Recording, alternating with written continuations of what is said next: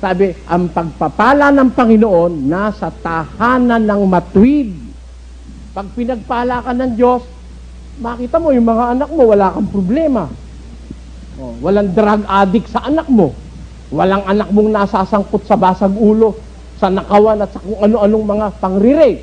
Wala. Yung pagpapala ng Diyos, kahit mahirap ka lang sa buhay, tahimik kang namumuhay.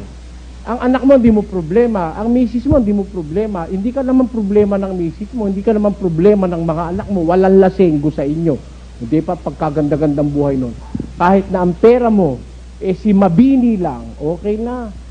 Marami ka mang anak, nagkakaunawaan, may pagmamahal, may takot sa Diyos. Sabi ng Diyos, pagpapalain niya, wala kang problema. Magkasakit man, sakit na palagnat-lagnat, sakit ng ngipin, sakit ng ulo. Ayan. Pinagpapala ka ng Diyos eh. Pag ang Diyos ang nagpala,